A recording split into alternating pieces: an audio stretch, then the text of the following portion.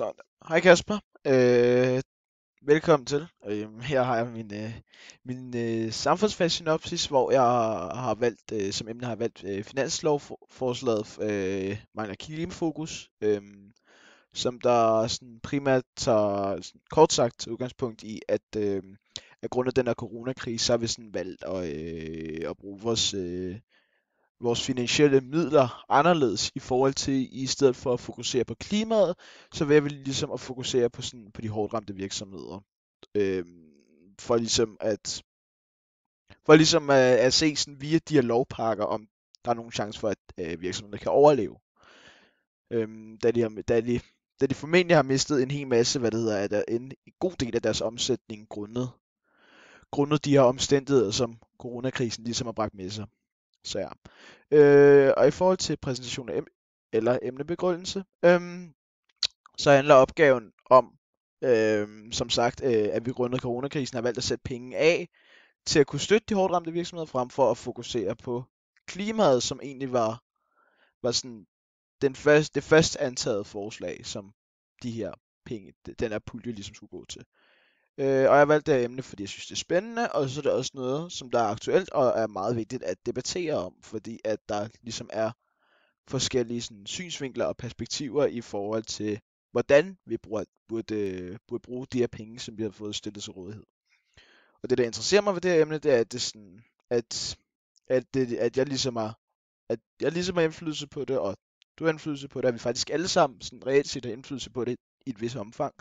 Og at det faktisk påvirker os alle sammen i det danske samfund i forhold til det her budget, men at sådan på global plan er der også rigtig mange lande, som der ligesom har været nødt til at omstille deres økonomi øhm, grundet, grundet coronakrisen. Nemlig. Så ja. Så, ja. Men i forhold til problemformuleringen, så har jeg valgt i hvert fald kort de her 3 spørgsmål, sådan ligesom som sådan forslag til, i hvert fald til hvad spørgsmålene potentielt kunne være, så har jeg valgt, hvorfor vil nogle mennesker hellere fokusere på klimaet frem for sin egen samfundskrise? Fordi det spørgsmål har jeg valgt grundet, at der stadig er nogle mennesker, der jo har den holdning til, at vi ikke skal smide nogle penge efter de hårdt ramte virksomheder, men at vi frem for det bare skal fokusere på klimaet, fordi at den nuværende klimasituation, den venter ikke på os, selvom der er corona. Den kommer stadig til at fortsætte med at påvirke verden, så at sige. Så derfor har jeg valgt den. Og er der nogle klimarelaterede virksomheder, der har forståelse for den vedtagelse? Fordi de er ofte nok, de her klimarelaterede virksomheder, de er ofte nok sådan meget farvet i forhold til deres holdninger. Hvilket også godt kan gøre, at de ligesom, ligeledes som alle de andre mennesker, som der har den her holdning til, at der ikke skal budgetteres til de virksomheder, der er hårdt ramt. Altså at de heller ikke vil stå inden for det. Så derfor har jeg valgt det spørgsmål. Og kan en lille nation som Danmark virkelig påvirke klimakrisen? Altså, der mener jeg i forhold til, om det faktisk, altså sådan, om sådan et lille land som Danmark faktisk sådan har en indvirkning på den her klimakrise, fordi vi er jo trods alt kun 5,5 millioner mennesker, der bor i forhold til den helt store verden, hvor at vi jo faktisk er noget, der ligner 7,6-7,7 milliarder mennesker, så på den måde er der nok mange af os, der faktisk sådan har svært ved at forestille os, om Danmark faktisk sådan har en indvirkning på hele krisen. Så ja, men og i forhold til hovedpunkter, der har jeg valgt finansloven, fordi det er den, som det omhandler. Dansk Energi, fordi at de faktisk mener, at det er et godt forslag, at vi ligesom lige støtter de virksomheder, som der faktisk har mest brug for det lige nu. Selvom at klimakrisen ikke ligesom forbedrer sig i og med, at der ikke bliver budgetteret til den. Og så den grønne omstilling, det er det, som vi også forsøger at finde alternativer på. Og så klimaaftaler, som der så bliver lavet i forbindelse med den her finanslov. Og så coronapuljen er så den pulje, der er med til de her lønpakker og så videre, hvor der så er blevet budgetteret lige omkring 9 milliarder kroner.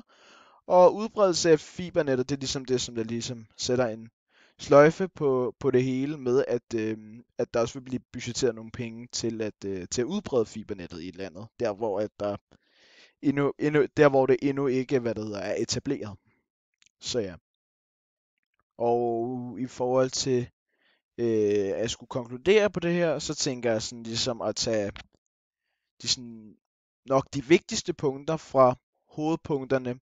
Der vil jeg nok konkludere på finansloven, hvor det så bliver vedtaget, at vi laver de her lovpakker, eller vi, vi bruger noget af vores økonomi til at finansiere de her lovpakker, så vi på den bedst mulige måde kan komme igennem den her coronakrise, fordi der var jo ikke nogen, der havde forudset den, der var ikke nogen, der vidste, hvor meget den ville påvirke eller vores samfund og generelt på global plan samfundet, eller altså sådan på global plan alle lande faktisk. Øhm, så på den måde er det meget vigtigt sådan at konkludere på, at vi prioriterer altså at prøve at redde de her virksomheder, frem for at sige, I må klare jer selv, ja, I må klare jer selv, og vi kan desværre ikke hjælpe jer, vi er nødt til at fokusere på klimaet. Det er heller ikke så medmenneskeligt, hvis man kan sige det sådan. Så det er nok også en af årsagerne til, at man har vedtaget, at det er sådan her, vi vælger at budgettere vores penge. Øhm, og så i forhold til Dansk Energi, de er gået med til det her lovforslag, de synes, det er en rigtig god idé. Så på den måde så indikerer det ligesom, at det ikke er alle, som der sådan er meget farvet i forhold til at skulle redde klimaet, som der faktisk står inden for, at det her lovforslag ikke skulle vedtages. Fordi at der ligesom nok er sådan nogle andre værdier, som de sådan vil prioritere på nuværende tidspunkt, frem for at kun at fokusere på den her klimakrise. For det er trods alt også begrænset, hvor meget vi kan gøre i sådan en relativt lille nation som Danmark. Og coronapuljen, den vil jeg også konkludere på. Altså, det er jo så de penge, som der så er blevet vedtaget at blive tildelt til det danske samfund, til de virksomheder, der er hårdt ramt, osv. Altså i hvert fald til de virksomheder, som har brug for det. Fordi der er faktisk også nogle virksomheder, der stadig har kunne overleve, selvom at coronakrisen, den ligesom har hæmmet det lidt. Og så er der også nogle, der har tjent mere, end de faktisk gjorde før i tiden. Så de har naturligvis nok ikke behov for de her pakker, men de virksomheder, der i hvert fald har behov for de hjælpepakker, de har så fået dem. Og det er så der, hvor de her, 9 milliarder kroner er blevet, ligesom er blevet tildelt til at skulle hjælpe. Så ja, det er umiddelbart min synopsis, men det er til udgangspunkt i. Jeg håber, du synes, den er god. Jeg synes i hvert fald, den er rigtig fin. Og så må du meget gerne komme med noget konstruktiv kritik, hvis du har noget. Og så må du ellers bare nyde resten af din weekend og en rigtig god aften.